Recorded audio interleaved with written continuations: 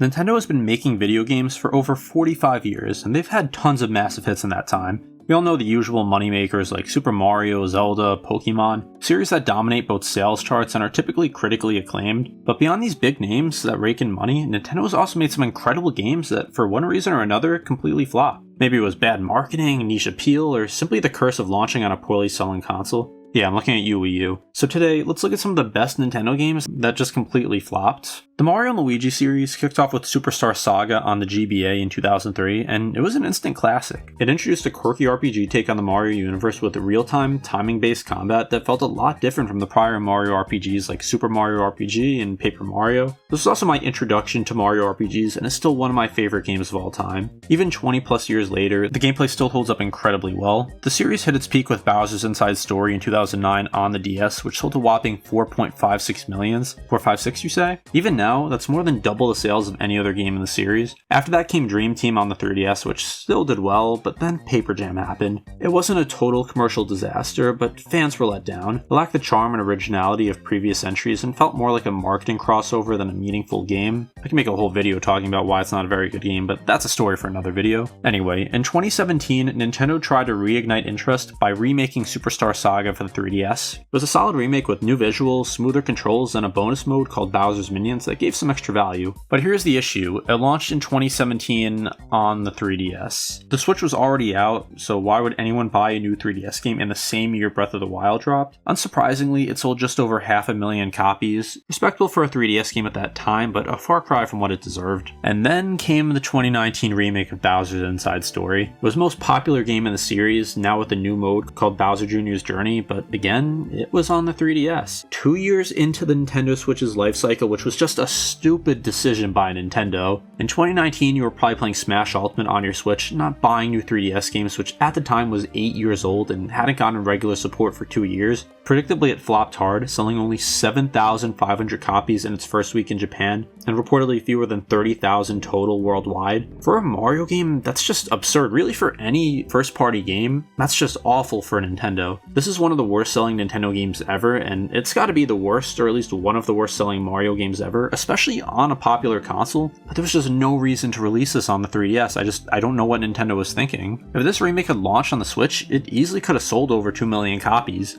Just look at how well the Super Mario RPG and Thousand Year Door remakes have done. Instead, the failure of these remakes contributed to the collapse of developer Alpha Dream, and the Mario and Luigi series went dormant until Brothership was announced 5 years later. People at Nintendo deserve to be fired for the decision to put this on 3DS in 2019. Also, shout out to the Luigi's Mansion remake that Nintendo also randomly shoved onto the 3DS during the Switch era, just the same exact issue. Staying on the 3DS, the Metroid series has had a weird life. After Other M in 2010, the franchise basically went into hibernation. The next Metroid we got was Federation Force in 2016, which was very poorly received and barely a Metroid game. But in 2017, Nintendo dropped Samus Returns, which was a reimagining of Metroid 2 developed by Mercury Steam. Here's the thing, this game was awesome. It was my first real introduction to 2D Metroid, and it completely hooked me. The controls were tight, the melee counter was satisfying, and the art style looked fantastic for the 3DS. But just like the Mario and Luigi remakes, it launched at the worst time possible in late 2017 when all eyes were on the Switch. To make things worse, it came out on the heels of Nintendo shutting down AM2R, the fan made another Metroid 2 remake. Fans were furious. While Sega was letting fan devs make Sonic Mania, Nintendo was busy lawyering up against passionate fans trying to keep a dormant series alive. Nintendo would probably shut down a lemonade stand if the kid who ran it was named Mario. It just left a sour taste, and some people boycotted Samus Returns out of spite. Even so, the game did okay given circumstances, selling around 500,000 units. Not amazing, but not completely disastrous like other games here. Still, if it had launched on the Switch, it probably would have doubled or tripled that, and considering Metroid Dread came out a few years later and became the best-selling game in the franchise, it shows that fans were absolutely ready, they just weren't on the 3DS anymore. Here's hoping we get this ported to the Switch along with Zero Mission. Alright, now that I've went over a couple of games, if you're enjoying this, be sure to subscribe because I have a lot of Nintendo content on obscure games. Now you could argue that the last game wasn't a complete flop because it still sold 500,000 units, even though that wasn't great, but this next game was an absolute flop. These days, Fire Emblem is one of Nintendo's most promoted franchises. It has mobile games, multiple titles in every system, and more reps in Smash Bros. Than Legend of Zelda characters. That wasn't always the case. Before Awakening in 2012, the series was barely hanging on, particularly in the West. Back in 2007, Fire Emblem Radiant Dawn released on the Wii. It was a direct sequel to the Path of Radiance on the GameCube and continued Ike's story.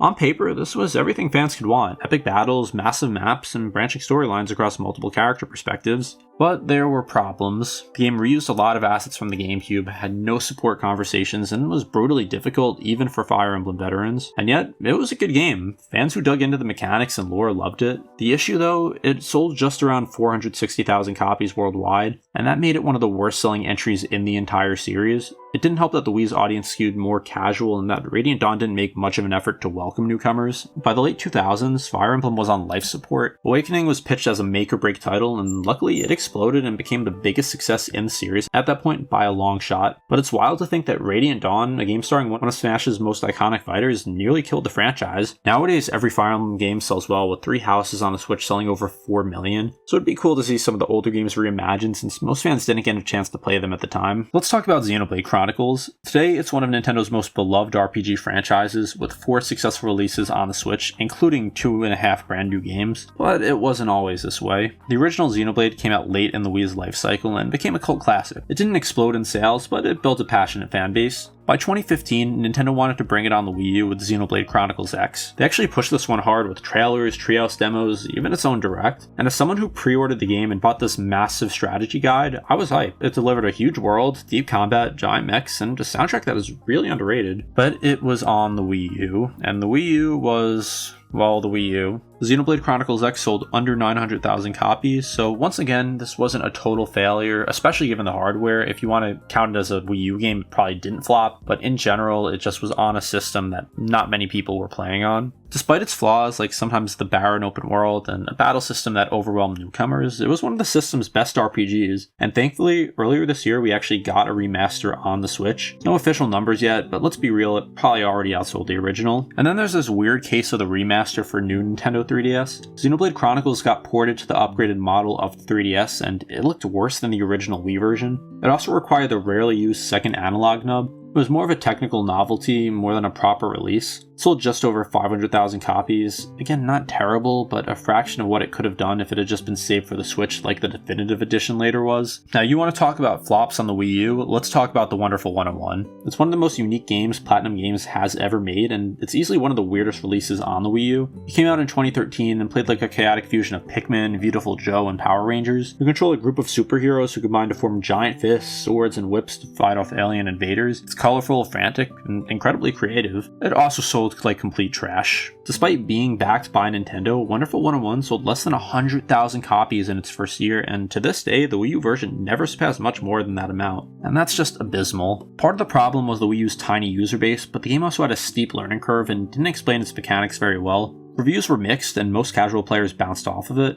But the people who stuck with it loved it. The game built a cult following so strong that Platinum launched a Kickstarter in 2020 to remaster it for Switch, PS4, and PC, and it worked. The remaster isn't perfect, but it gave the game a second life and hopefully introduced it to an audience beyond the 5 people who actually bought it on the Wii U. Advance Wars is one of those series that fans constantly begged Nintendo to revive. After Days of Ruin on the DS in 2008, the franchise went dark, and for years it was nothing but rumors and hope. Finally, in 2021, Nintendo announced Advance Wars 1+2 Reboot Camp, a full visual and audio remake of the first 2 GBA titles, built from the ground up by WayForward. Fans were hyped, and the new art style was divisive, but the core gameplay remained intact and the animations looked clean and expressive. Then it got delayed, and delayed, and delayed again. Originally set for late 2021, Reboot Camp got pushed due to world events and finally launched in April 2023. By that time, the momentum was gone. Nintendo barely marketed it, had no major directs highlighting it, and it quietly released in the middle of a packed release window. It's hard to find sales numbers, but it's generally agreed to have not sold particularly well, and for a remake of 2 of the GBA's most beloved strategy games, it's really sad. It was also a full-price $60 game, which likely turned a lot of people off from trying it. I'm sure there were plenty of people interested in trying it that may have spent $30 or even $40, but didn't want to fork over a full $60, especially when bigger, more well-known series were releasing around this time. Nintendo has still refused to lower the price, and in all likelihood, this will be the last game in the series for a while, unless it secretly did better than we thought. The next game is kind of a weird one. Dylan's Rolling Western, and you might be thinking, what is this? And that's the problem. Dylan's Rolling Western was a 3DS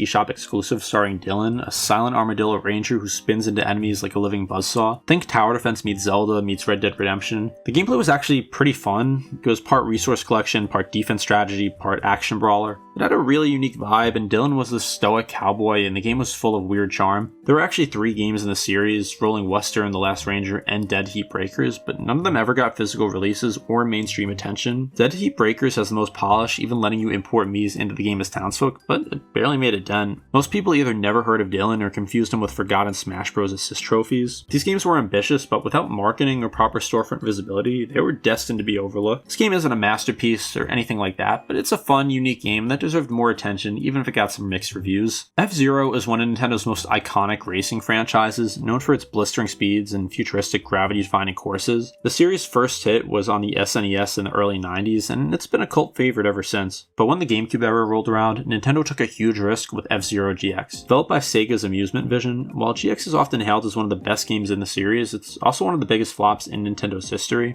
Released in 2003, FZero GX was a technological marvel. It had great visuals for the time, futuristic tracks that were dizzying to look at, and even more thrilling to race on. It also brought an intense high skill ceiling with its complex mechanics and difficulty curve that demanded precise control. But therein lies one of the issues that people had. This game was brutally difficult, and while veterans of racing games loved the challenge, newcomers were thrown into the deep end with little guidance or forgiveness. Many players found themselves in a constant cycle of failure, trying to finish even the first few tracks, which made it difficult to keep up any interest. The story mode didn't help, which was a departure from the series' traditional style. Instead of the usual series of races and tournaments, players were thrust into a narrative-driven campaign that featured cutscenes and a storyline, and yeah, let's just say, it wasn't the best. It felt like a product of its time in the early 2000s, just over-the-top, dramatic, and had dialogue that didn't really match the high-speed thrills players were after. But despite these quirks, the biggest issue was the GameCube's overall lack of sales. GameCube was never the sales juggernaut that the PlayStation 2 or Xbox were, which just meant F-Zero GX never had the audience it deserved. The game got decent reviews, but it simply wasn't in front of enough people to make it a commercial success. What makes this frustrating is that this game was really good for the people who played it and actually gave it a chance, but this was the last time we've really seen the F-Zero series. Now, I know there were GBA titles, and I think they may have came out after this, but there hasn't been a real F-Zero game since then. It's been over 20 years now. This is one of those games that fans have been asking for years, and there's been countless games inspired by it. I guess this game just flopped so bad that Nintendo just gave up on the series. And for the last game I want to talk about, we have Bayonetta 2. This is actually one of the greatest action games on the Wii U. From the same developers as The Wonderful 101, Platinum Games made another great game that took everything that made the original game a cult hit and cranked it up to 11. Had tighter controls, smoother animations, more creative level design. There was more absurd boss battles as well. From the very first moments of the game where you're fighting on top of a fighter jet that's spiraling through a city, you know you're in for something wild. The combat system is as satisfying as ever, with precision dodging triggering witch time, a mechanic that slows down the action and lets you demolish enemies in style. There's kind of a rhythm to the fighting as well. Critics and fans loved it, and it sits at a 91 on Metacritic. It was nominated for tons of Game of the Year awards, and fans even voted Bayonetta into Smash. I actually want to make a separate video talking about this whole thing because there was quite a lot of online campaigns to get certain characters into Smash, like Waluigi or even Shrek for some reason. But anyway, why did it flop? Like so many other games, because it launched exclusively on the Nintendo Wii U. Now, it's important to note, Bayonetta 2 would not exist without Nintendo. Sega dropped the IP after the first game underperformed, and it was Nintendo who stepped in, funded the sequel, and gave Platinum a lifeline. Without them, the series likely would have been one and done. But the Wii U, that was just a death sentence for mass market appeal. Even with Nintendo's publishing, the game sold a little over 300,000 copies in its first few months and barely crossed the 1 million mark even after years, which to be fair is good for a Wii U game. However, that's criminally low for a game of this caliber. It should have been a mega hit. Instead, it was a masterpiece that many people never touched. I guess there just wasn't much support on the Wii U in general, and then the fact that it was a mature game got even less eyes on it. Even when it got re-released on Switch in 2018, bundled with the original game digitally, it still didn't get quite the breakout it deserved. It did better, sure, but it never reached the same kind of audience as other top-tier Switch titles. A lot of players simply overlooked it. Bayonetta 2 is the definition of a cult classic, a game that critics and hardcore fans adore, but that the wider gaming world missed out on. Ironically, its failure to sell big on the Wii U is part of why Bayonetta 3 exists at all, because Nintendo had already committed to keeping the series alive. But even Bayonetta 3, while successful, didn't get the universal praise its predecessor did. Many fans still consider 2 to be the high point of the trilogy. And that's the list. I know this is only a handful of games, but in my research it was actually kind of hard to find great Nintendo games that flopped. Most of their games that did flop were on the Wii U, and I didn't want to just talk about Wii U games the whole time. And then a lot of the other games that flopped just weren't good games. I'm sure there's plenty I'm forgetting, and maybe if enough of you comment with good ideas, I'll make a sequel. But anyway, be sure to subscribe if you enjoyed this, as it really helps me out. Be sure to check out my other content as well. If you like obscure Nintendo games, I got you covered. Thank you for watching Domainy, and I'll see you next time.